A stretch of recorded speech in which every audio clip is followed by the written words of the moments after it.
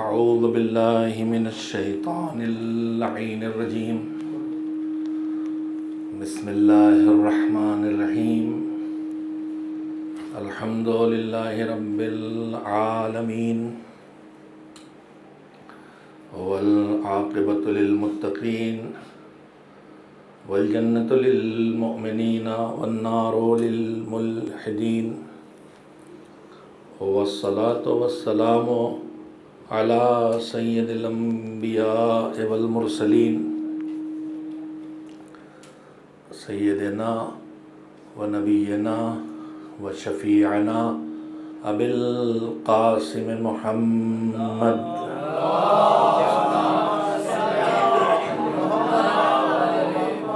و آل الطیبین الطاہرین المعصومین المظلومین واللعنة الدائمة الباقية على أعدائهم أجمعين من الآن إلى يوم الدين أما بعد فقد قال الله سبحانه وتعالى في كتابه المبين وهو أصدق الصادقين وقوله الحق بسم اللہ الرحمن الرحیم الا ان اولیاء اللہ لا خوف علیہم ولا هم يحزنون الذین آمنوا وكانوا يتقون لهم البشرى فی الحیاۃ الدنیا وفی الآخرہ لا تبدیل لکلمات اللہ ذالک هو الفوز العظیم اللہم صل علی محمد و آل محمد۔ سورہ یونس کی آیات ہیں جن کی تلاوت روزانہ آپ حضرات کی خدمت میں کرنے کا شرف حاصل کرتا ہوں۔ آیات کے سلسلے میں پروردگار عالم نے ان لوگوں کا ذکر کیا ہے جو مالک کی نگاہ میں بڑی کامیابی کی منزلوں تک پہنچنے والے ہیں، بڑی کامیابی حاصل کرنے والے ہیں، اور جن کے لیے دنیا میں بھی اچھی خبریں ہیں اور آخرت میں بھی اچھی خبریں ہیں۔ ارشاد ہے کہ آگاہ ہو جاؤ، توجہ دو، سمجھو، ہوشیار ہو جاؤ کہ جو اللہ کے ولی ہیں، جو اولیاء اللہ ہیں، جو اللہ کے پسندیدہ اور مقرب بندے ہیں، ان کے لیے نہ خوف ہے اور نہ ان کے لیے حزن ہے، نہ ماضی کا پچھتاوا ہے دنیا چھوٹنے پر، نہ دنیا کی مصیبتوں کے آگے آنے والی مصیبتوں کا ان پر کوئی ڈر طاری ہوتا ہے۔ البتہ وہ اپنی آخرت کے لیے ہمیشہ متفکر رہتے ہیں، اور جو زندگی کا حصہ گزر گیا ہے اس کے لیے بھی دیکھتے اور سوچتے رہتے ہیں کہ کاش اس سے اچھی زندگی آخرت کے اعتبار سے گزاری ہوتی۔ یہ کون لوگ ہیں؟ جو ایمان لائے اور صرف ایمان لانے پر نہ رک گئے، بلکہ انہوں نے تقوی کو اپنی زندگی کا طریقۂ عمل بنا لیا، زندگی بسر کرنے کا اصول بنا لیا کہ مجھے تقوی کی راہ پر چلتے رہنا ہے۔ جو لوگ ایسا کریں گے، ایمان لائیں گے اور زندگی کو تقوی کی راہ پر آگے بڑھائیں گے، تو پھر اللہ کہتا ہے ان کے لیے اچھی خبریں ہیں دنیا اور آخرت میں، اور وہ بڑی کامیابی والے لوگ ہیں۔ میں نے آپ حضرات کی خدمت میں پہلی شب سے کوشش کی ہے کہ ہم آپ کسے کامیاب سمجھتے ہیں اور کسے ناکام، وہ ہمارے سب کے اپنے اپنے بنائے معیار ہیں، اپنی اپنی سوچ ہے۔ ہماری نگاہ میں جو خوب کمائے وہ کامیاب ہے، چاہے لوٹ رہا ہو، چاہے غصب کر رہا ہو، چاہے حرام کھا رہے ہو۔ یہ دنیا میں جو پاور والا ہے وہ کامیاب ہے، چاہے کتنا ظلم کر کے آئے، چاہے کتنا ستا کے آئے لوگوں کو۔ لیکن قرآنی معیار پر اور الہی معیار پر کامیاب کون ہے؟ جس معیار پر کربلا والے کامیاب قرار پائے، اور ایسے کامیاب کہ معصومین بھی ان کی زیارت میں یہ فقرے بولتے ہیں، یہ لفظ بولتے ہیں، یہ کلمات کہتے ہیں کہ تم کامیاب ہوئے، فزتم واللہ فوزا عظیما، تم نے بڑی کامیابی حاصل کی، اور کاش ہم بھی تمہارے ساتھ ہوتے تو ہم بھی اس کامیابی کی منزل تک پہنچتے۔ میں نے آپ حضرات کی خدمت میں دو بنیادی شرطیں جو ہر جگہ ضروری ہیں کامیاب زندگی کے لیے، ایمان اور تقوی، اس کے علاوہ تذکرے کیے ہیں معرفت خدا حاصل کرنا اور اللہ کی عظمت کا احساس کر کے اس کے سامنے ڈرنا، مصیبتوں پر صبر کرنا، واجبات کی ادائیگی میں تکلیف اٹھانا اور انہیں برداشت کرنا، حرام سے بچنے میں جو زحمت ہوتی ہے، جو دقتیں آتی ہیں، ان کا سامنا کرنا، یہ بھی کامیابی کا ایک لازمی حصہ ہے۔ ہجرت کرنا، چاہے ہجرت وطن چھوڑنا ہو، چاہے کسی علاقے کو چھوڑنا ہو، چاہے اپنی عادتیں چھوڑنا ہو، چاہے گناہ کی دنیا چھوڑنا ہو، دنیا کی طرف سے اللہ کی طرف جانا ہو، وہ بھی کامیابی کا راز ہے۔ لیکن ابھی میری گفتگو جو چل رہی ہے وہ کم وقت بچا ہے، انشاءاللہ باقی جو 5-7 چیزیں آپ کے سامنے روز گناتا ہوں ان کے بارے میں تھوڑی تھوڑی گفتگو کرتا رہوں گا۔ لیکن جو بنیادی شرطیں ایمان اور تقوی کے بارے میں روز کچھ نہ کچھ میں نے آپ سے کہا ہے، اس لیے کہ کچھ چیزیں ہمارے دماغوں میں بیٹھی ہیں۔ تقوی کا ایک خاص تصور ہمارے دماغ میں ہے، اور اس تصور کے نتیجے میں جتنے میرے جوان سامنے بیٹھے ہیں، جو سیاست میں ہیں، جو حکومت میں ہیں، جو تجارت میں، وہ سوچتے ہیں کہ تقوی کے ساتھ دنیا کا کاروبار چلنا مشکل کام ہے، بلکہ ہمیں لگتا بڑا مشکل نہیں بلکہ ناممکن سا لگتا ہے۔ لیکن پروردگار عالم نے یہ نظام بنایا ہے، اور وہی کہہ رہا ہے کہ نہیں، تقوی کے ساتھ دنیا بھی کامیاب ہوگی اور آخرت بھی کامیاب ہوگی۔ اس کے نمونے بہت ہیں، علی بن یقطین سے لے کے آج کا جمہوریہ اسلامی، آج کی جمہوریہ اسلامی کی کامیابی دین کے ساتھ ہے، تقوی کے ساتھ ہے، حسینیت کے ساتھ ہے۔ ترقی یافتہ ملکوں میں ایران کہیں تیسرے نمبر پہ آ چکا ہے، کہیں 5ویں پہ، کہیں 10ویں پر، اور دین کے ساتھ آیا ہے۔ تو اب تو پریکٹیکلی بھی سامنے آ گیا ہے کہ ایمان اور تقوی اور دینداری اور دین کی پابندی کے ساتھ ترقی کی جا سکتی ہے، دنیا میں بھی بھرپور ترقی کی جا سکتی ہے۔ آج میں بات یہاں سے شروع کرنا چاہتا ہوں۔ کل میں نے عرض کیا تھا کہ ایمان بھی ہم کم سے کم کتنا ہے اس کی پہچان ہمارے پاس ہونا چاہیے، تاکہ زندگی بسر کرنے میں ایمان چلا نہ جائے۔ ایمان دو طرح کا ہوتا ہے، ایک ٹکاؤ اور ایک آنے جانے والا، جیسے ہمارے یو پی کی بجلی کہ آتی کم ہے جاتی زیادہ ہے، اسی طرح سے ہمارے ایمان کا بھی حال ہے کہ ٹکتا کم ہے جاتا بہت جلدی ہے۔ تھوڑے سے نام پہ چلا جائے، تھوڑے سی ایک فوٹو کسی بڑے نیتا کے ساتھ آ جائے، جاتا ایمان چلا جائے، پھر واپس آ جائے گا، تو بہت سستا بھی ہم نے کر رکھا ہے۔ لیکن کم سے کم ایمان کی پہچان یہ ہے کہ نیکی پر خوشی کا احساس ہو، اور کوئی گناہ ہو، کوئی غلطی ہو، کسی کو چوٹ پہنچے، کسی کو ٹھیس لگے، کوئی واجب چھوٹے، کوئی حرام کام ہو جائے، تو ہمیں کم سے کم احساس ہو کہ یہ غلط ہوا، شرمندگی کا احساس ہو۔ اسی لیے پروردگار عالم نے یا ایھا الذین آمنو کے بعد ایک آیت میں صرف اتنا ہی کہا کہ اے ایمان والو ایمان لاؤ، یعنی جتنا ایمان آنا چاہیے اور جیسا ایمان ہونا چاہیے۔ کل میں نے یہاں پہ بات چھوڑی تھی، آج میں یہاں سے شروع کرنا چاہتا ہوں کہ تقوی یعنی ایمان کے تقاضوں پر زندگی بسر کرنا۔ تقوی بیٹھ رہنا نہیں، چلنا، سنبھل کے چلنا۔ بہت پہلے تفسیر مجموع البیان میں، اسی آیت کی تفسیر میں ایک مثال پڑھی تھی میں نے، جو کبھی کبھی یاد آ جاتی ہے تو سنا دیتا ہوں آپ کو بھی، پہلے بھی سنا چکا ہوں، کہ تقوی کیا ہے، اس کے ہم اس کو سمجھیں کہ کیا ہے۔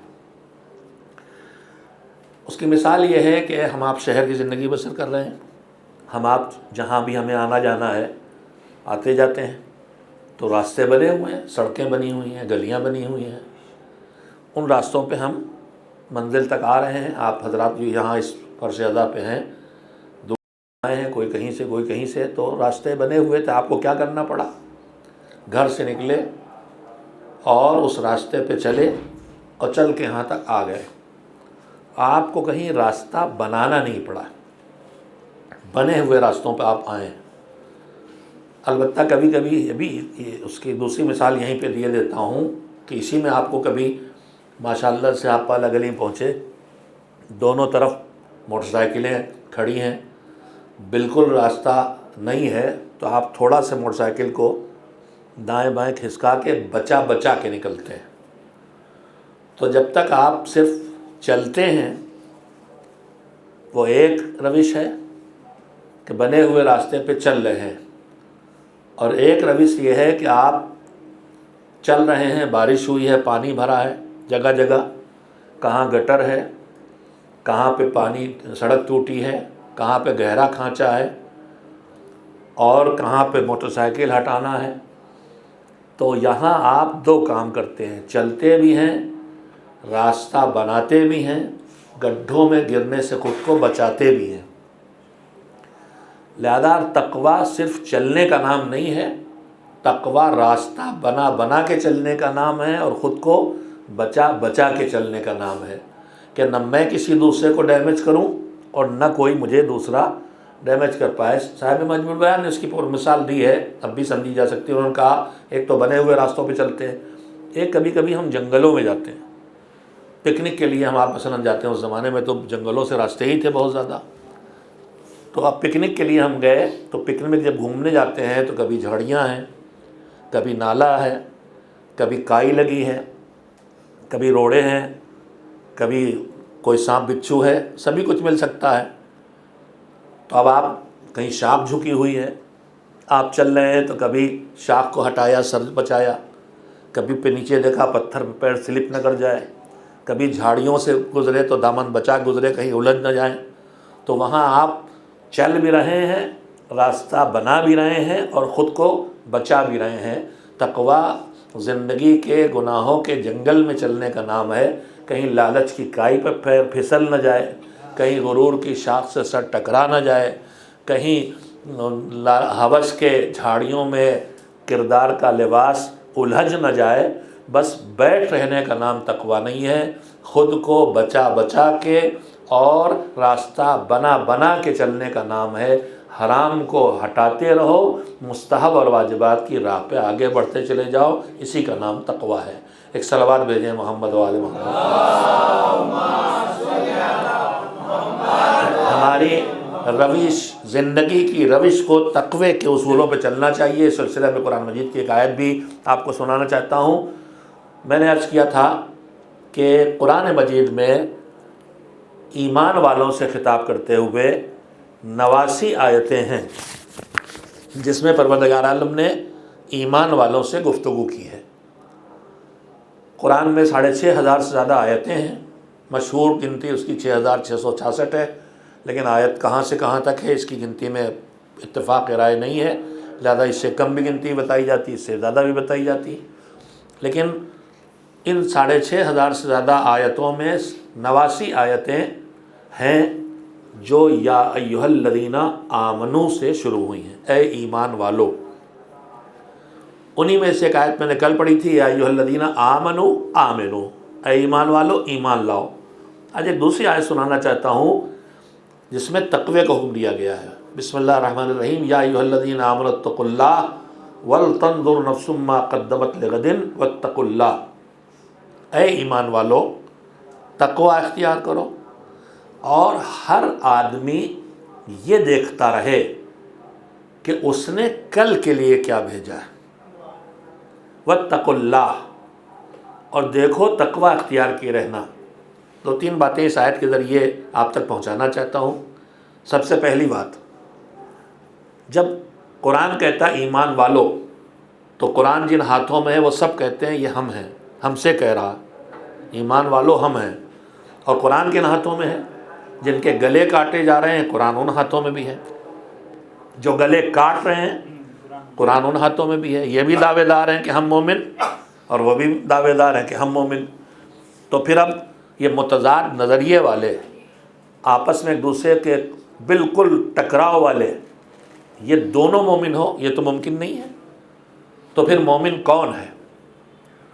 تو قرآن مجید ہی کہتا ہے کہ جب تمہارے درمیان کسی موضوع پر اختلاف پیدا ہو تو اپنے اس اختلاف کو حل کے لیے اپنے پیغمبر کے پاس لے کے جاؤ۔ میں نے پیغمبر کا لفظ بولا ہے، اب آپ کو صلوات بھیجنا چاہیے۔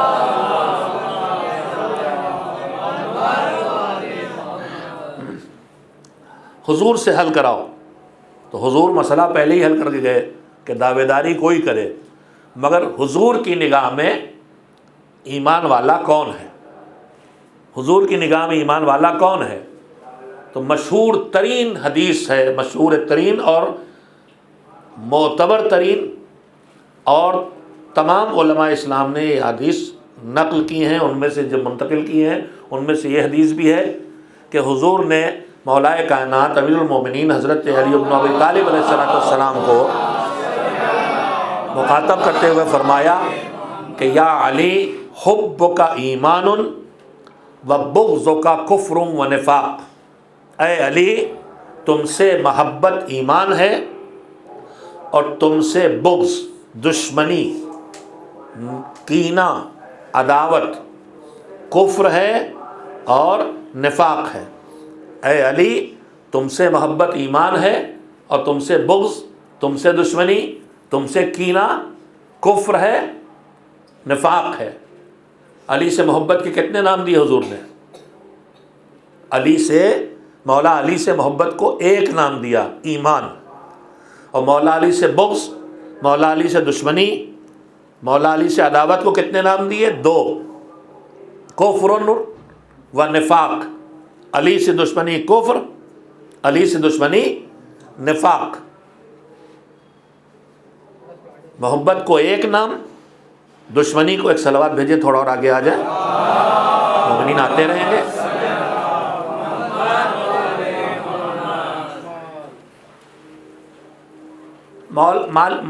حضور آپ نے مولا سے محبت کو تو ایک ہی نام دیا، ایمان، دشمنی کو دو نام دیے۔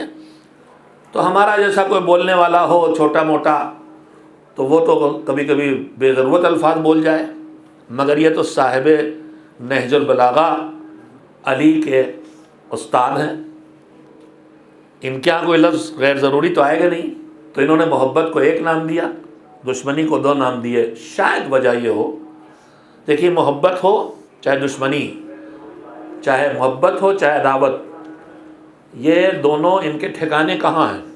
دل میں۔ محبت ہو یا دشمنی دونوں دل میں پیدا ہوتے ہیں، اور یہ وہ جذبے ہیں جو دل میں پیدا ہوں تو ضروری نہیں ہے کہ سامنے آ جائیں۔ کبھی کبھی محبت بھی ہمیشہ چھپی رہتی ہے اور دشمنیاں تو چھپی رہتی ہی ہیں۔ اکثر ہم کہتے ہیں کہ بھائی نہیں پتا تھا اتنی دشمنی ان کے دل میں، میرے لیے اتنی نفرت، اتنا کینہ، آج پتہ چلا، کب سے چھپائے بیٹھے تھے۔ تو محبت اور نفرت، دوستی اور دشمنی، محبت اور بغض اور کینہ دو جذبے ہیں جو چھپے بھی رہتے ہیں، کھل بھی جاتے ہیں۔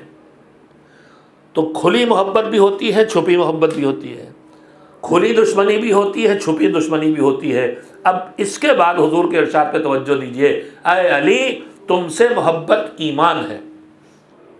اب میں شاید یہ کہنا میرا بجا ہوگا کہ حضور کے ارشاد کا مطلب یہ ہے کہ اے علی تم سے محبت چھپی رہے تو بھی ایمان ہے، کھل جائے تو بھی ایمان ہے، لیکن اے علی تم سے دشمنی اور نفرت جب تک چھپی رہے نفاق ہے، جب کھل جائے تو کفر سے بدل جایا کرتی ہے۔ ایک صلوات بھیجیں محمد و آل محمد۔ اب مولا کو خطاب کرتے ہوئے حضور نے فرمایا کہ اے علی تم سے محبت ایمان ہے۔ خطیب اعظم مولانا غلام عسکری علی اللہ مقامہ، اللہ ان کے درجات عالی کرے، جو فضائل وہ پڑھ گئے، جو مواعظ وہ کر گئے، جو مسائل وہ سنا گئے، ہم کو اللہ توفیق دے کہ ہم وہ کوالٹی پیدا کر سکیں۔ میرے عزیزو یہ ان کے جملے ہیں میں جو آپ سے دہرا رہا ہوں، ان کی باتیں میں اکثر ان کے نام بھی لے لیتا ہوں، کبھی نہیں بھی لیتا، دنیا جانتی ہے۔ وہ کہتے تھے، ایک صلوات بھیجیں محمد و آل محمد۔ کہ حضور نے فیصلہ کر دیا، حضور نے فیصلہ کر دیا۔ ابھی میں عرض کیا کہہ رہا تھا کہ ایمان والا ہونے کے دعوے دار سب ہیں، تو اب دعوے دار تو سب ہیں، ہے کون؟ تو حضور نے فیصلہ کر دیا، یا علی حب کا ایمان، اے علی تم سے محبت ایمان ہے۔ اب یہ کہنے کا موقع آ گیا ہمارے پاس کہ قرآن میں جہاں کہیں آتا ہے اے ایمان والو، تو ہم کہہ سکتے ہیں اے ایمان والو یعنی اے علی والو، اے ایمان والو یعنی اے علی والو۔ اب اگلی گزارش 89 آیتیں قرآن مجید کی آپ پڑھ لیجئے جس میں ایمان والوں سے خطاب ہے، تو دو ہی چیزیں دکھائی دیں گی، یا کسی اچھے عقیدے کی طرف بلایا گیا ہے، یا کسی اچھے عمل کی طرف بلایا گیا ہے، یا کسی اچھے اخلاق کی طرف بلایا گیا ہے، یا کسی باطل عقیدے سے روکا گیا ہے، یا کسی باطل اور گناہ عمل سے روکا، یا کسی خراب اخلاق سے بچایا گیا ہے۔ تو اگر 89 آیتوں میں یا ایھا الذین آمنو ہے اور سب کی یہ سب کہہ رہی اے علی والو، اے علی والو، اے علی والو، تو 89 آیتوں کا پیغام یہ بنے گا اے علی والو اچھائیاں اپناتے چلے جاؤ، اے علی والو برائیوں سے خود کو بچاتے چلے جاؤ، گناہ سے خود کو بچاتے رہو، بد اخلاقی سے خود کو بچاتے رہو، غلط عقائد و نظریات سے خود کو بچاتے رہو، اور اچھے عقیدے اور اچھے نظریات کو اپناتے رہو۔ اب اللہ کہہ رہا یا ایھا الذین آمنوا اتقوا اللہ ولتنظر نفس ما قدمت لغد واتقوا اللہ، اے ایمان والو تقوی اختیار کرو، اور دیکھو ہر آدمی نگاہ رکھے کہ اس نے کل کے لیے کیا بھیجا۔ آج کی فکر تو تمہیں بہت ہے، یہیں پہ آ گئی بات، تو اس آیت کا ایک پیغام اور آپ کی خدمت درج کر دوں۔ ہمارا آپ کا مزاج کیا ہے؟ لاابالی قسم کے لوگ، کھایا کمایا اڑایا، لیکن جو تھوڑا سے باشعور ہے وہ 100 کا مال آئے گا تو 5-10 بچانے کی کوشش کرے گا۔ ہم نے کہا کیوں بچا رہے ہیں؟ کہا بھائی کل کا کچھ پتہ نہیں، نوکری چلی جائے، کاروبار بیٹھ جائے، بیماری آ جائے، آگے زندگی پڑی ہے، اس کے لیے کچھ کرنا چاہیے۔ تو ہمارا مزاج کیا ہے؟ آنے والے کل کے لیے بچا کے رکھتے ہیں، روک کے رکھتے ہیں۔ اللہ کیا کہہ رہا ہے؟ وَلْتَنْظُرْ نَفْسٌ مَّا قَدَّمَتْ لِغَدٍ، ہر آدمی یہ دیکھتا رہے کہ کل کے لیے بھیجا کیا ہے۔ نہیں، توجہ دیں آپ، آیت کا پیغام، ہم کیا کریں گے؟ کل کی فکر ہوگی تو اس کے لیے روکیں گے، اڑا تو نہیں دیں گے، بچا کے رکھیں گے، کل کام آئے گا۔ FD کرتے ہیں، سیونگز میں ڈالتے ہیں، جو بھی کرتے ہیں ہم سب کرتے ہیں، تو کل کی فکر جب ہمیں ہوتی ہے تو ہم روکتے ہیں، بچاتے ہیں۔ گھبرائیے گا نہیں، میں نہیں کہہ رہا ہوں سب اڑا ڈالیے، سنیے تو پہلے ایک صلوات بھیجیے محمد علیہ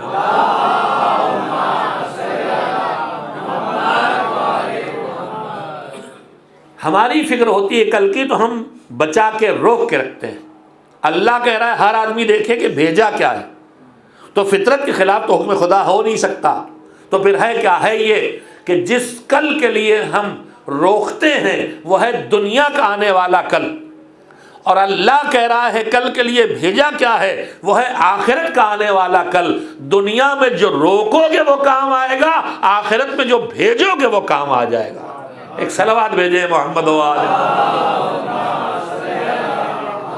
اگر ہم نے جتنا کمایا یہیں انویسٹ کیا، یہیں دکان کھول لی، یہیں کاروبار کر دیا، یہیں بینک بیلنس بڑھا لیا، یہیں جائیداد خرید لی، تو یہاں کام آئے گا اگر بہت کام آ گیا۔ اگرچہ قرآن مجید یہاں بھی ایک سچائی کو بتاتا ہے، قرآن مجید کہتا ہے وما عندکم ینفد وما عند اللہ باق۔ یاد رکھو کہ جو تمہارے، ایک صلوات بھیج کے تمام حضرات پھر سے تھوڑا اور آگے آ جائیے، ایک صلوات پر تمام حضرات آگے آ جائیے، کیمرے کے سامنے سے تشریف فرما، جلدی سے بیٹھ جائیے، کیمرہ لگا ہوا ہے آپ کے پیچھے، صرف آپ کی پشت مبارک دنیا بھر میں دیکھی جائے گی۔ ایک صلوات بھیجے محمد والے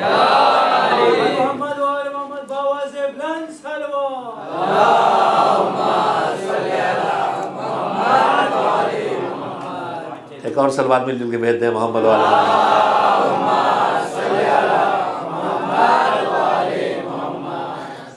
اللہ کہتا ہے ما عندکم ینفد وما عند اللہ باق، جو تمہارے پاس ہے وہ مٹ جائے گا، ختم ہوگا، کتنا ہی ہو۔ دو ہی راستے ہیں، یا وہ ہمیں چھوڑ کے چلا جائے گا، پیسہ مال دولت جو بھی ہے، یا ہم اسے چھوڑ چلے جائیں گے۔ اس کے آگے کوئی تیسری بات ہونے والی نہیں ہے، وہ ہمیں چھوڑے گا، ہم اسے چھوڑیں گے۔ اب جو ہمیں چھوڑ کے بھاگ جانے والا ہے، یا جس کو ہم چھوڑ کے چلے جانے والے ہیں، ساری جان اسی پہ لگا دیں، دنیا ہی کماتے رہیں، یا کچھ فکر آخرت بھی کر لیں جو وہاں کل ملنے والا، جو کام آنے والا۔ تو اگر ہمیں یقین ہے کہ وہاں جانا ہے اور یہی کام آئے گا جو وہاں بھیجیں گے تو پھر انویسٹمنٹ ادھر ہو جائے گا. اور یہ آیت تو جو میں نے پڑھی اس میں تو اللہ خالی اتنا کہہ رہا ما عند اللہ ہے ما عندکم ینفد و ما عند اللہ ہے باق، لیکن دوسری جگہ اس سے آگے کی ضمانت لے رہا. یہاں تو یہ تم جو دو گے وہ باقی رہے گا، مگر دوسری جگہ اس سے آگے ہے. وہ جو سود کا ربا اور سود انٹرسٹ کی بات ہے، وہاں جو حرام ہے اس کے اسباب بتاتے ہوئے پروردگار کہتا ہے کہ یہ جو انٹرسٹ اور سود کا معاملہ ہے یہ سب مٹ جانے والا ہے. لیکن صدقات یعنی تم نے اپنے مال سے، صرف مال سے نہیں، اپنے اللہ کی ملی ہوئی کسی بھی نعمت سے، یہاں بھی کانسیپٹ کلیئر کریں. ہمارے ہاں صدقے کا مطلب ہوتا ہے کچھ پیسہ دینا، اور ہمارے کلچر میں، انڈین کلچر میں تو پیسہ بھی اوقات سے کم دینا. 2 روپے 5 روپے 10 روپے صدقہ بہتے ہی نکلتا ہے، اور بڑی مضبوط پکڑ کے چھلایا بھی جاتا ہے. کہیں چھلایا جا رہا ہے، کہیں گھوم سر پہ پھرایا جا رہا ہے. میں نے وہی کہا نا کہ ہم لوگ گھومتے پھرتے نہ جانے کتنے کلچر سے، کتنے سماجوں سے، کتنی تہذیبوں سے، کتنے ملکوں سے گزرے، کہاں کہاں سے کیا اٹھا لیا ہے. اللہ کہتا ہے چھپا کے دو، ہم چھلا کے دیتے ہیں.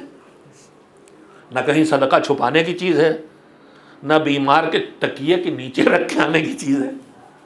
ہم اپنا جائزہ لیں، ہم کہاں، اسلام کہاں کھڑا ہے، اسلام کا اور ہم کہاں کھڑے ہیں. بیمار کے تکیے کے نیچے صدقہ رکھا جاتا ہے، بچہ ڈھیر ہو جاتی جلدی ٹھیک ہو جائے گا. نہیں. اچھا ایک کام کی بات اور، بہت کام کی یاد آ گئی. ایک صلوات بھیجے محمد اللہ.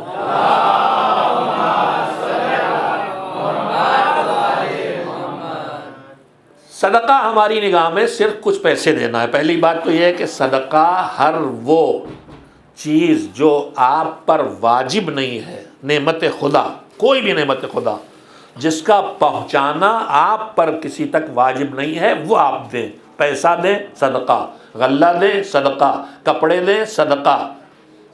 آپ پڑھاتے ہیں، ٹیچر ہیں، ٹیوشن فیس لیتے ہیں، 10 کو آپ فیس لے رہے ہیں، ایک غریب بچے کو آپ نے فری پڑھا دیا، یہ بھی صدقہ ہے. اور جب تک میں نے پڑھا کے ٹیوشن فیس یہیں لے لی، میں نے دنیا کے کل کو کمایا، اور میں نے ایک بچے کو پڑھا دیا تو پھر یہ آخرت کے کل کے لیے بھیج دیا. تو صدقہ کسی بھی اچھے کام کا کرنا، اللہ سے ملی کسی نعمت کو بھی وہاں دینا جہاں مجھ پر دینا واجب نہیں ہے.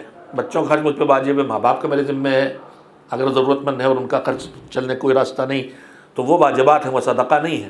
لیکن یہ صدقہ یعنی ہر کار خیر جو مستحب ہے، جسے ہم کبھی چندہ کہتے ہیں، یہ چندہ جو دے رہے ہیں یہ بھی صدقے کی مصداق بنتا ہے. مستحب ہے، واجب نہیں میرے اوپر. بڑی زور سے بگڑ جائیں گے، صدقہ کہہ رہے ہیں آپ شریعت کی زبان میں. اور ایک قرآن کہتا ہے کہ لن تنالوا البر حتی تنفقوا مما تحبون. دے رہے ہو تو اللہ سے کچھ پانے کے لیے، تو تم بھلائی تک اس کے ذریعے نہیں پہنچ سکتے جب تک کہ وہ نہ دو جو تمہیں پسند ہو.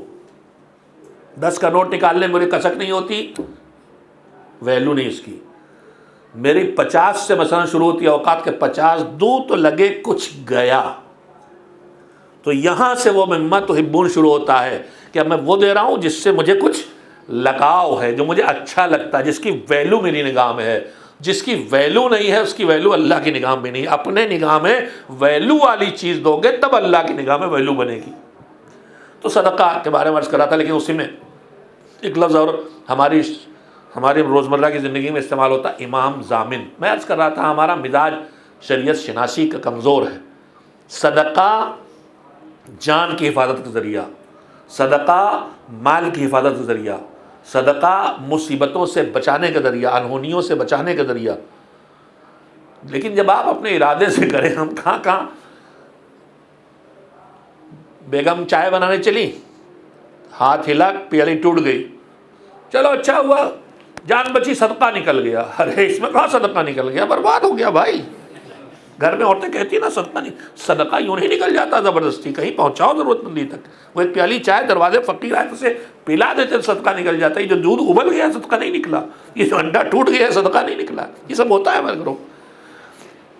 تو مستحبات میں ہے. ہمارے ایک چیز ہے امام ضامن. امام ضامن کیا ہے؟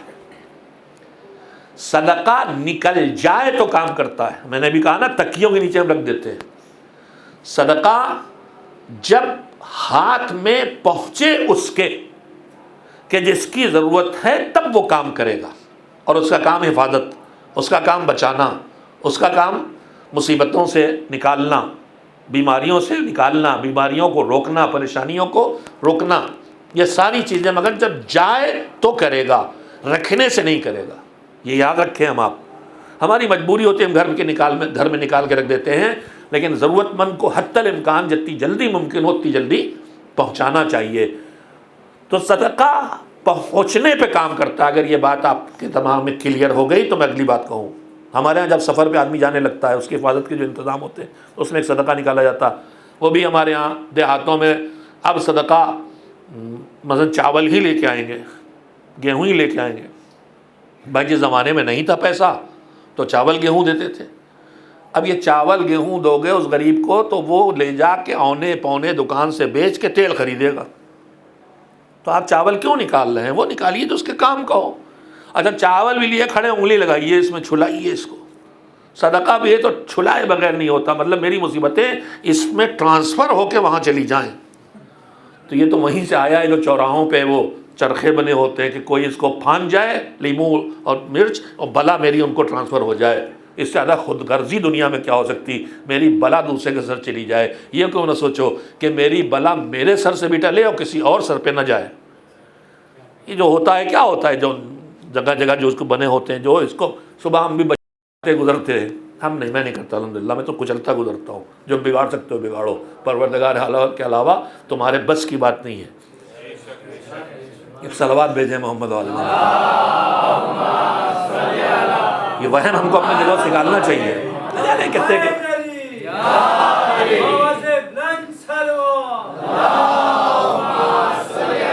کہیں نہ کہیں میری آواز میری بیٹیوں اور بہنوں تک بھی جا ہی رہی ہے، تو ان سے میں کہنا چاہتا ہوں نہ لیمو میں، نہ کھوپڑے میں، نہ مرچی میں، نہ جوتے میں، نہ دھوئیں میں، نہ لوبان میں، کسی چیز میں کاٹ نہیں ہے. کاٹ ہر چیز کی ہے تو صدقے میں ہے.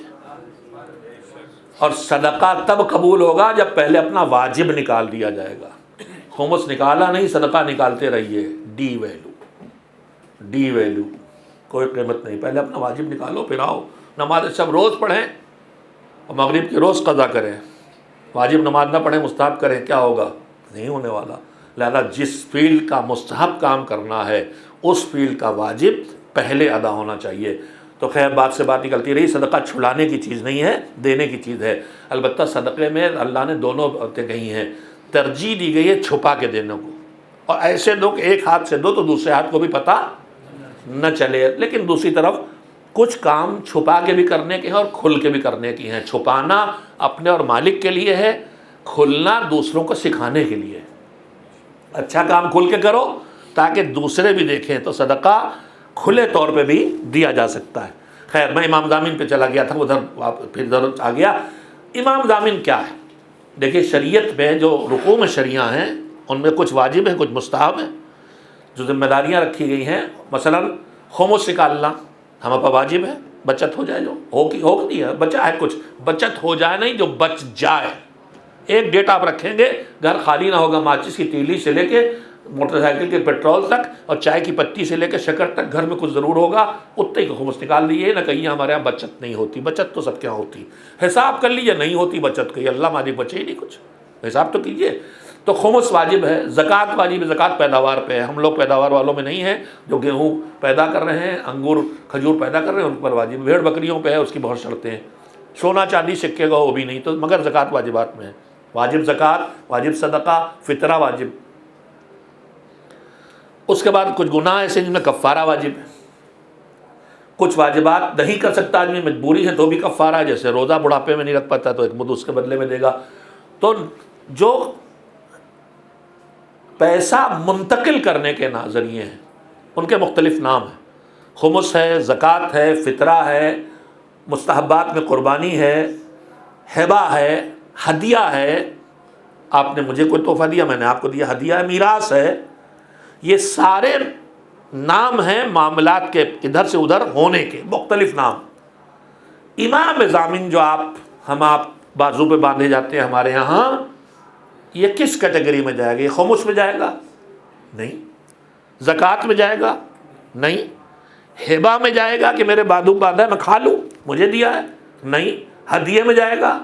نہیں فطرے میں جائے گا، نہیں کفارے میں جائے گا، نہیں کاہے میں جائے گا، پھر صدقے میں۔ کوئی تیسرا؟ اب ہمارے یہاں امام ضامن کا ہم مولوی لوگ جب پڑھتے ہیں مدرسوں میں تو ہمارے اس وقت غربت کی زندگی ہوتی تھی تو راہیں ڈھونڈی جاتی تھیں کبھی کبھار مٹھائی کھانے کی، تو اس میں ایک یہ بھی تھا کہ امام ضامن جتنے بند کے آئے واپس آئے کھول کے مٹھائی کھا لی گئی نظر کر کے، مگر وہ خود ہی کھا نظر کر کے کھا لینے کے لیے نہیں بنا جاتا، وہ بھی صدقہ ہے، ضرورت مند تک پہنچانے کا ہے۔ تو میرے عزیزوں، میں پوچھنا چاہوں گا کہ اگر یہ صدقہ ہے تو میرے ہاتھ میں باندھے باندھے ٹہلنے سے میری حفاظت کرے گا یا میرے لیے کسی غریب کو پہنچا دینے سے میری حفاظت کرے گا؟ ہاں بہت سناٹے میں بیٹھے ہیں آپ۔ امام ضامن باندھ کے ٹہلنے کی چیز نہ بنائی جائے اللہ کی راہ میں امام ضامن کے نام پہ۔ کیوں اس کا اب آ گئی بات، حالانکہ یہ ہماری تنظیم الاوقاتی کی دینیات اور ریڈر میں سب اسباق بچوں کے لیے موجود جو بیٹھے ہیں، کسی پڑھے بھی ہوں گے۔ 8ویں امام حضرت امام رضا علیہ السلام کے القاب میں وقت پورا نکل گیا، ایک لقب امام ضامن ہے، لیکن یہ ہم جو ہاتھ میں باندھتے ہیں اس کو امام ضامن نہیں کہتے، امام ضامن، دونوں میں فرق ہو جاتا۔ امام ضامن یہ جو بندہ ہے، امام ضامن یعنی وہ امام جس نے ضمانت لی۔ وہ امام ضامن کیوں بنے؟ جو زیارت کے لیے ایران پہ گئے ہوں گے انہوں نے بسوں کے پیچھے لکھا دیکھا ہوگا، بڑے سے ایک ہرن بنا ہوتا ہے، ایک بچہ لکھا ہوتا ہے یا ضامن آہو، اے ہرن کے ضامن۔ تو اس کا واقعہ یہ ہے کہ ایک شکاری شکار کر کے آ رہا تھا تو ہرنی پکڑ لی اس نے، اسی بات امام کا سفر تھا، گزرے تو ہرنی نے بچہ پکڑ لیا، ہرنی پکڑ لی، امام کے پاس سے گزرے تو اس نے امام سے گفتگو شروع کی کہ اس نے مجھے پکڑ لیا، میرا چھوٹا سے بچہ ہے، اس سے کہ مجھے چھوڑ دے، میں جا کے اپنے بچے کو دودھ پلا لوں پھر میں واپس آ جاؤں گی۔ تو امام نے اس سے کہا، تو اس نے کہا کہاں واپس آ جائے کیسے؟ تو امام نے کہا نہیں میں ضمانت لیتا ہوں یا واپس آئے گی۔ خیر وہ گئی اور اس کے بعد دودھ پلایا اور واپس آ گئی، امام ضمانت لی تھی تو پھر اس نے آزاد کر دیا۔ واقعہ تو آپ نے سنا ہی ہے۔ تو جب سے امام کا نام ہو گیا امام ضامن، یعنی کوئی جائے گا تو واپس آئے گا۔ تو اب ہمارے بزرگوں نے ٹھیک ہے انہوں نے جو سمجھا وہ کیا، بازو باندھا کہ اب بندھے رہو گے تو واپس لے کے آؤ گے، تو ایسا تو نہیں ہے، دے دیجئے تو اپنا کام کرتا رہے گا، چاہے ہم جہاں جائیں چاہے جب آئیں وہ اپنا کام کرتا رہے گا۔ لہذا ہم کو جو نیکیاں کرنا ہے ان کے شعور کو بھی اس کے ساتھ ساتھ بیدار کرنا چاہیے۔ ایک صلوات بھیجیں محمد و آل محمد۔ بات سے بات نکلتی رہی، میرا موضوع یہ تھا کہ کامیابی کے قرآن مجید کی بنیاد پر روز دہراتا رہوں گا یہاں تک کہ ذہنوں میں کچھ تو جگہ بن جائے کہ کامیابی بغیر مکاری کے، کامیابی بغیر دھوکے کے، کامیابی بغیر بے ایمانی کے، کامیابی بغیر دنیا داری کے، کامیابی بغیر دین چھوڑے، کامیابی بغیر آخرت کچلے بھی حاصل کی جا سکتی ہے، بلکہ ہی حاصل کی جا سکتی ہے۔ قرآن تو یہ کہہ رہا ہے، پروردگار تو یہ کہہ رہا ہے، اللہ تو یہ کہہ رہا ہے، پورا ماضی جا کے دیکھ لیجئے، جگہ جگہ آپ کو ملے گا کہ کامیاب کون ہے۔ اور آج میں پھر نام لوں، جمہوریہ اسلامی ایران کامیاب ملک ہے کہ نہیں ہے؟ اسے دینداری نے کامیاب بنایا، اسے پابندی دین نے کامیاب بنایا، اسے ایمان نے کامیاب بنایا، اسے حسینیت نے کامیاب بنایا، اسے عزاداری نے کامیاب بنایا، اسے اتباعت عالیات کی حفاظت نے کامیاب بنایا، اسے مسجد کی آبادی نے کامیاب بنایا، اسے اللہ پر توکل نے کامیاب بنایا، اسے تقوی کی دینداری کی زندگی نے کامیاب بنایا ہے۔ تو اب ہمیں کوئی گنجائش باقی نہیں رہ گئی، تقوی ہماری زندگی کا دستور بن جائے۔ اس سلسلے میں ایک آیت آپ کو سنا رہا تھا جس میں طولانیت کی گفتگو ہو گئی۔ بسم اللہ الرحمن الرحیم، یا ایھا الذین آمنوا اتقوا اللہ ولتنظر نفس ما قدمت لغد واتقوا اللہ۔ اے ایمان والو، اے علی والو، اب آگے سے اے علی والو، اے ایمان والو یعنی اے علی والو، تقوی اختیار کرو۔ تو اب بات ہی سمٹ کے آ گئی علی والوں کے ساتھ، تقوی یعنی واجب کرو، حرام سے بچو کم سے کم۔ تب تو سیدھے سیدھی ہو گئی بات، کسی اور کی رہ ہی نہیں گئی، بات تو بس علی والوں کو رہ گئی کہ اے علی والو تم سے واجب نہ چھوٹے، اے علی والو تم سے حرام نہ ہو۔ تو ہم تو اس میں تھے کہ علی والے بن گئے تو اب جو جی چاہے کریں، ماں یہاں تو الٹ گئی بات کہ علی والے ہی اس لائق ہیں کہ وہ نیکیاں کریں، علی والے ہی اس لائق ہیں کہ گناہوں سے بچے، اور کوئی اس لائق ہی نہیں بن پایا ہے، یہاں تو الٹ گئی بات۔ ہم کو تو یہ سمجھ میں آ رہا تھا کہ علی والے نماز پڑھیں چاہے نہ پڑھیں، علی والے روزہ رکھیں چاہے نہ رکھیں، مگر قرآن تو نیکیاں کر کے علی والو نیکی کرو، علی والو نماز پڑھو، علی والو روزہ رکھو، علی والو زکوٰۃ دو، علی والو سود نہ کھاؤ، علی والو نگاہیں جھکا کے رکھو، قرآن تو یہ کہہ رہا ہے۔ تو میں اس خطیب یا ذاکر یا شاعر کی مانوں جو کہہ رہا علی والو ہو جو جی چاہے کرو، یا اس قرآن کی مانوں جو کہہ رہا علی والو ہو؟ تو بس تم ہی تو اس لائق بنے ہو کہ تم نماز پڑھو، تم روزے رکھو، تم گناہوں سے بچو، تم برائیوں سے بچو۔ ایک صلوات بھیجیں محمد و آل محمد۔ وہی علی والوں سے بس چند منٹ میں اور بات کہہ لوں، پھر انشاءاللہ بقیہ باتیں کل۔ یہ آیت جو میں بار بار پڑھ رہا ہوں، اے ایمان والو تقوی اختیار کرو، اور ہر آدمی یہ دیکھتا رہے کہ کل کے لیے بھیجا کیا ہے، واتقوا اللہ، اور دیکھو تقوی اختیار کرو۔ میرے مالک اتنے چھوٹے سے فاصلے پہ پھر وہی بات رپیٹ، علی والو ایمان والو تقوی اختیار کرو، اور دیکھو کل کے لیے بھیجا کیا، دیکھتے رہنا اور تقوی اختیار کرو۔ تو تفسیروں میں جائیے تو پھر معصومین علیہ السلام کے ارشادات کی روشنی میں جو علماء تفسیر نے اس کا مفہوم سمجھ کے لکھا ہے وہ آپ کی طرف اپنی زبان میں منتقل کر رہا ہوں۔ دیکھیے دو طرح کے لوگ ہوتے ہیں، ایک سنبھل کی زندگی بسر کرنے والے اور ایک لاپرواہ ٹائپ کے۔ یہ مزاج ہر جگہ ہوتا ہے، یہ طالب علمی کے دور میں بہت زیادہ ہوتا ہے، لاپرواہی والا۔ تو اب تو مجھے نہیں پتا، لیکن جب ہم پڑھتے تھے تو امتحان کے لیے جو ہمیں تیار کیا جاتا تھا، آج یہ اے سی کام نہیں کر رہا یا کسی کم پہ لگا دیا گیا، امس کر رہا ہے، ایک صلوات بھیج کے اس کی سپیڈ تھوڑی بڑھا دیں، پنکھے چلا دیجئے جناب، ایک صلوات اور بھیج دیں محمد و آل محمد۔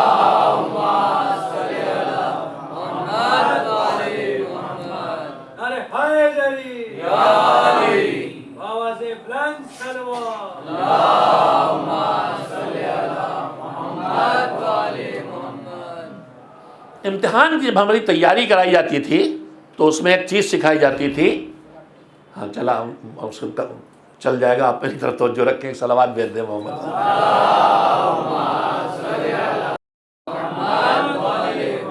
اس میں تیاری کرائی جاتی تھی کہ بیٹا جب امتحان دینے بیٹھنا تو پہلے پرچے کو ٹھیک سے پڑھنا، سوال کو ٹھیک سے سمجھنا، اور جب ٹھیک سے سمجھ لینا تو پھر جن سوالات کے جوابات آتے ہیں وہ لکھ دینا جو بالکل مطمئن ہو کہ صحیح ہیں، پھر جن کے بارے میں تھوڑا بہت شبہ ہے، کمزور ہے، وہ لکھ دینا۔ پھر کہا جاتا تھا کہ پڑھنے کے بعد لکھنے کے بعد کاپی جمع نہ کر دینا، پہلے ایک بار پلٹ کے دیکھ لینا کہ کہیں کوئی غلط جواب تو نہیں چلا گیا، کچھ چھوٹ تو نہیں گیا، کچھ غلط تو نہیں ہو گیا۔ یہ امتحان کا سلیقہ سکھایا جاتا تھا۔ اب امتحان دینے والوں کے مزاج تو خیر بہت الگ الگ ہوتے ہیں۔ ایک صاحب تھے ہمارے علاقے کے، وہ ہائی اسکول کا امتحان دینے گئے، تھوڑی دیر میں 10 منٹ 20 منٹ واپس آ گئے۔ تو کہا گیا بھائی اتنی جلدی کیا ہو گیا؟ کہ ہاں کیوں بھائی اتنی جلدی کیوں چلے آئے؟ تو کہنے لگے کہ پرچہ پڑھا میں نے، 10 سوال پوچھے گئے تھے، 5 کا جواب مجھے آتا تھا اور 5 کا جواب مجھے آتا نہیں تھا۔ تو ان کا ٹھیک ہے، 5 جواب نہیں آتا تھا وہ نہیں لکھا، باقی کہہ لے جو جواب آتا نہیں تھا ان کا لکھتا کیسے، اور جن کا جواب آتا تھا ان کا لکھ کے کیا کرتا، کیوں لکھتا، تو آتا ہی تھا مجھے، تو انہوں نے لکھا ہی نہیں۔ جو آتا نہیں تھا لکھتا کیسے، اور جو آتا تھا وہ لکھتا کیوں، مجھے تو کیا لکھتا، مجھے تو آتا ہی تھا۔ تو یہ والا امتحان نہیں دینا، جتنا آتا ہے اتنا تو کرنا ہی کرنا ہے، اور جو نہیں آتا ہے دنیا کا اکلوتا امتحان اس کریم پروردگار کا ہے کہ قبر میں سوال پوچھا جا رہا، اوپر سے نقل کروائی جا رہی۔ اس سے زیادہ رحمت اور کیا چاہیے بھائی؟ لیکن بھیا نقل کرنے کو بھی عقل چاہیے، نقل کرنے کو بھی عقل چاہیے۔ میں نے کہیں پڑھا تھا کہ فرانس میں جب دوسری جنگ عظیم چل رہی تھی تو جو اس کا بادشاہ تھا، فوج کا کمانڈر، وہ فوج کا معائنہ کرنے آتا تھا، تو کچھ سوال کرتا تھا فوجیوں سے، لوگ جواب دیتے تھے، اگر صحیح جواب ہے تو انعام، اور نہیں تو پھر ڈی گریڈ سزا۔ تو ایک بیچارہ سپاہی بہرا تھا، دیکھیے خالی رٹو طوطا ہو کے میں قبر میں نہیں جانا ہے، تھوڑا سمجھ بوجھ کے جانا ہے۔ ایک بیچارہ سپاہی بہرا تھا تو پریشان ہوا، بھائی کمانڈر صاحب آئیں گے، اگر مجھ سے ہی کچھ پوچھ لیا تو میں تو سن ہی نہیں پاتا ہوں کہ ہوگا کیا۔ تو لوگوں نے کہا کہ پریشان نہ ہو، بس وہ 2 ہی سوال کرتے ہیں، ایک سوال یہ کرتے ہیں، 3 سوال کرتے ہیں بس۔ ایک سوال یہ ہوتا ہے کہ تمہاری ایج کیا ہے، تو تم 18 سال کے ہو بتا دینا 18 سال، 20 سال کے ہو بتا دینا 20 سال۔ دوسرے پوچھتے ہیں کہ کتنے دن سے تم ملٹری میں کام کر رہے ہو، تو تم 18 سال کے آئے تھے، 20 سال کے ہو گئے، 2 سال سے ملٹری میں کام کر رہے ہو، کہہ دینا میں 2 سال سے ملٹری میں ہوں۔ پھر تیسرا سوال یہ کرتے ہیں کہ تم مجھ سے زیادہ محبت کرتے ہو یا فرانس سے جو میرا ملک ہے؟ تو اب یہاں پہ ہوشیاری کرنا، کہنا حضور دونوں سے، حضور دونوں، آپ سے بھی اور ملک سے بھی۔ اب اس نے سوال رٹ لیے، ترتیب کیا ہے؟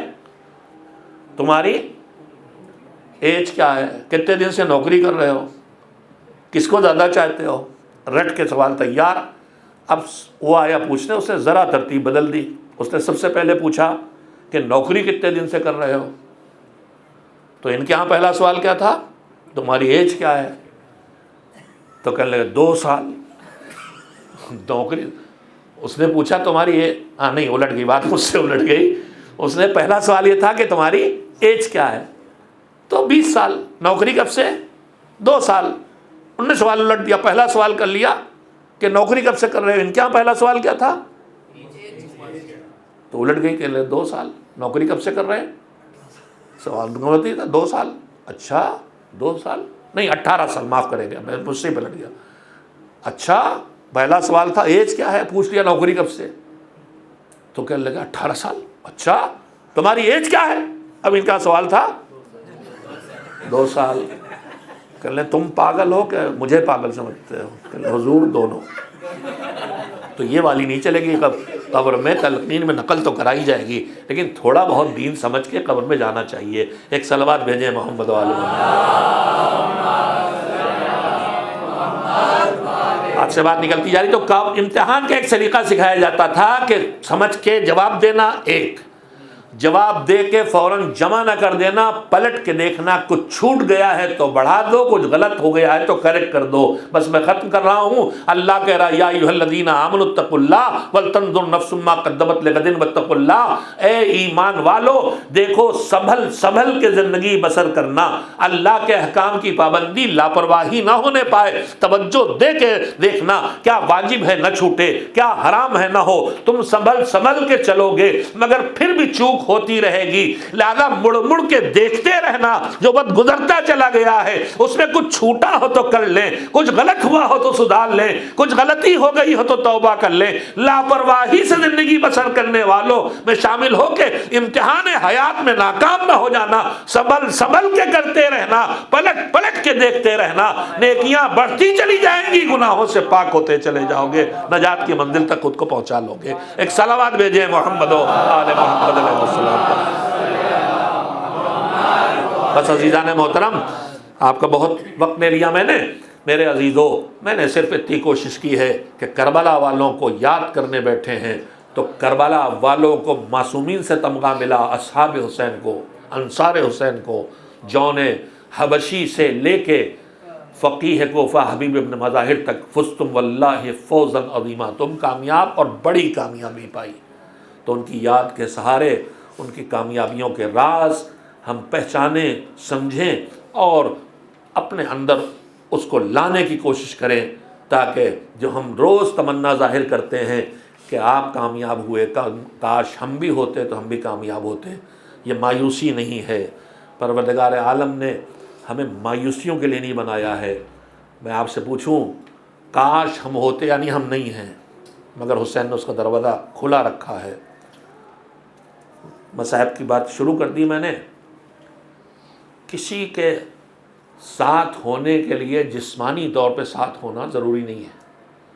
جنگ جمل سے مولا واپس آ رہے تھے، مجھے صحابی کا نام یاد نہیں رہا، امام سے اس صحابی نے کہا کہ کاش میرا بھائی بھی ساتھ ہوتا، وہ بھی بڑا محبتی ہے، آپ سے بہت محبت کرتا، کاش وہ بھی ساتھ ہوتا تو وہ بھی شرف حاصل کر لیتا جو میں نے حاصل کیا۔ تو امام نے پوچھا، مولا نے پوچھا کہ بتاؤ اس کی محبت کس کے ساتھ ہے، اس کا دل کس کے ساتھ ہے؟ تو اس نے کہا دل تو آپ کے ساتھ ہے۔ کہا پھر وہ ہمارے ساتھ ہے۔ حسین بہت کریم ہیں، لشکر یزید کے سامنے انہوں نے بہت بار حل من ناصر ینصرہ کی صدا دی ہے۔ آخر میں جب کوئی بچا نہیں تھا، بس ایک جھولے میں شیر خوار تھا، تب پھر حسین نے آواز دی تھی کون ہے جو آئے اور آ کے ہماری مدد کرے۔ اب یہ حسین صدیوں پر اپنی آواز کو پہنچا رہے ہیں، تم میں سے جو ہماری مدد آواز سن لے وہ ہماری مدد کر سکتا ہے۔ ہم نے سب کچھ قربان کیا تھا دین بچانے کے لیے، تم اٹھو اگلی نسلوں تک دین پہنچاؤ۔ ہم نے سکینہ کے سر سے چادر چھیننے دی، گوشوارے بالیاں کانوں سے چلے گئے تاکہ دین پہنچے۔ ہماری امت کی بیٹیوں کے سروں پہ چادریں ڈالو، یہی ہماری کامیابی ہے۔ ہمارا 6 مہینے کا بچہ پیاسا شہید ہو گیا، تم علی اصغر کے غلام پیدا کرو جو راہ خدا میں جذبہ ایمانی لے کے زندگی بسر کریں۔ 6 محرم کی شب ہے، میں نے بار بار آپ کے سامنے کہا ہے کہ 5 محرم کی صبح سے حسین کے خیموں میں پانی آنا بند ہو گیا تھا۔ 7 محرم کو تو پانی تھا ہی نہیں۔ زہیر نے لشکر یزید کے سامنے آ کے کہا تھا حسین کے خیموں میں بچے پیاسے ہیں، پیاسے بچوں کو پانی نہ ملا تو پیاس سے مر جائیں گے۔ 7 محرم کی صبح میں آپ سے پوچھنا چاہتا ہوں زادارو، یہ جو کیفیت محسوس کی ہے زہیر نے، یہ کن بچوں کو دیکھا تھا؟ ان بچوں کو نا جو اپنے پیروں پہ چل کے خیموں میں ادھر ادھر آتے دکھائی دے رہے ہیں، جن کے لطش لطش کی صدائیں سنائی دے رہی ہیں۔ تو جب سکینہ 3 سال کی، محمد باقر، فضل بن عباس یہ اتنے پیاسے ہیں کہ یہ پانی نہ ملا تو مر جائیں گے، تو ننھا سے اصغر کتنا پیاسا ہے۔ روایت کا فقرہ سنیے۔ شہادت اکبر کے بعد جب حسین اپنی گود میں لے کے گئے ہیں، سامنے لشکر کے پیش کیا ہے، تو جملہ کہا تھا کہ بس اب یہ بچا ہے، بس اب یہ بچا ہے، اور دیکھو کتنا پیاسا ہے۔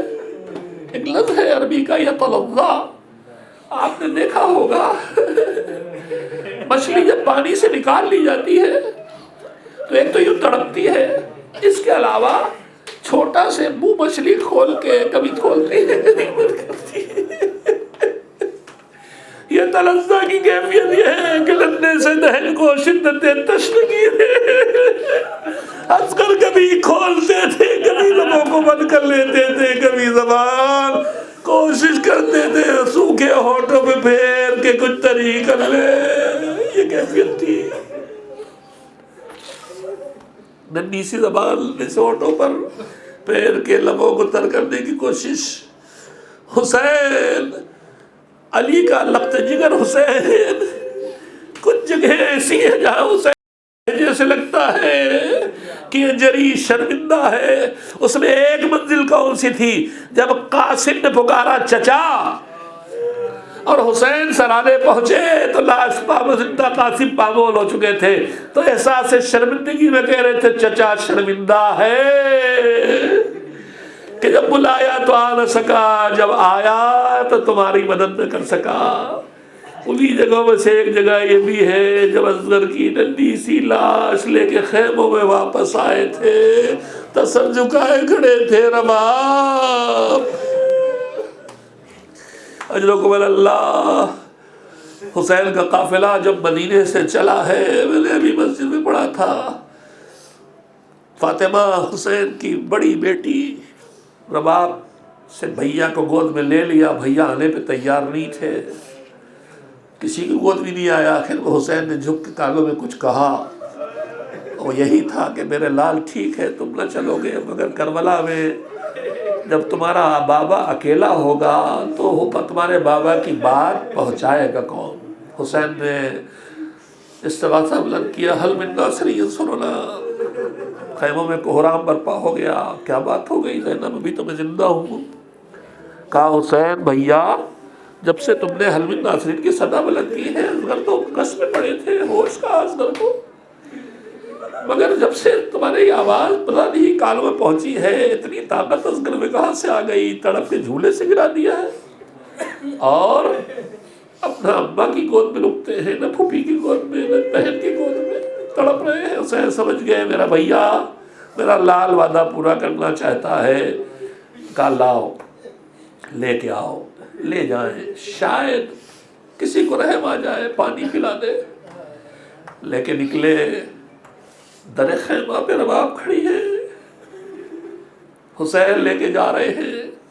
ایک مرتبہ لال کے چہرے پہ نظر ڈالی، ایک مرتبہ حسین کا چہرہ دیکھا، خاموش نگاہیں کہہ رہی تھی آقا میدان میں جو گیا واپس نہ آیا، میرے بچے کی خیر ہو. حسین لے کے آئے، سامنے پیش کیا، دیکھو بچہ کتنا پیاسا ہے، پیاس سے تڑپ رہا ہے.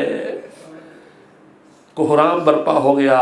ابن سعد نے دیکھا حالات بگڑ گئے، اشارہ کیا ظالم نے 3 پھلوں کا وہ تیر جو اتنا بڑا ہے کہ روایت کے فقرے ہیں کہ جب بچے کے گلے پہ پڑا تو کانوں سے کانوں تک گلا کاٹ دیا. اثر نہیں ہو رہا ہے. ایک مرتبہ حسین نے کہا بیٹا، حسین کی بات کا اثر ان پہ نہیں ہو رہا، اب تم ذرا اپنے بابا کی بات پہنچا دو. حمق کے چہرہ لشکر یزید کی طرف کیا، سوکھے پپڑائے ہونٹوں پہ زبان پھیری، تیر چلا، گلا کٹا، بازو چھنا. حسین نے ابھی ایک امتحان دیا تھا، جوان بیٹے کے کلیجے سے برچھی نکالی تھی تو دونوں ہاتھوں سے برچھی کھینچ لی تھی. اب عجیب امتحان ہے.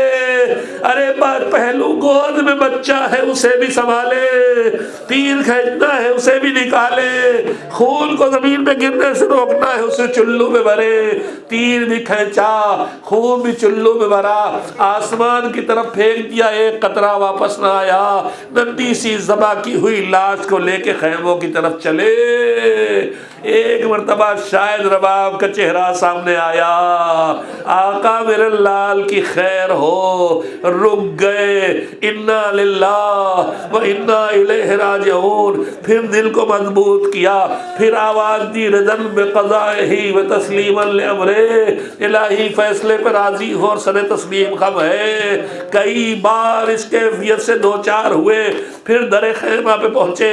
اب قدم اتنے بھاری ہو گئے کہ ننھی سی لاش اٹھا کے اندر کیسے لے جائے. وہی سے آواز دی رباب آؤ آؤ اپنے بچے کو لے جاؤ. ننھی بہن سکینہ سمجھی میرے بھیا کو پانی مل گیا، دوڑ کے آئی، ارے بابا میرا بھیا پانی پی کے آ گیا. رباب بھی پہنچ چکی تھی. حسین آگے بڑھے، ایک مرتبہ ابا کا دامن ہٹایا، کٹا ہوا گلا، خون میں ڈوبا کرتا، بس کے آواز دی بنیا اب اس کا یونہر، تیرے جیسے لال یوں شہید کر دیے جاتے ہیں. نہ جانے حسین نے کیا سوچا، پشت خیمہ پہ آئے، ذوالفقار سے قبر کھودی، ننھی سی لاش کے اپنے ہاتھوں سے مٹی ڈالی. ارے عجب کیفیت کی ہے.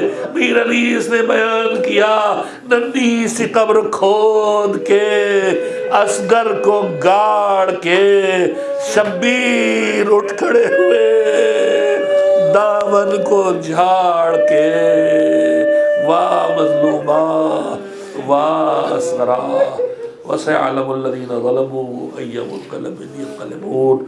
الا لعنة الله على القوم الظالمين. مات حسین.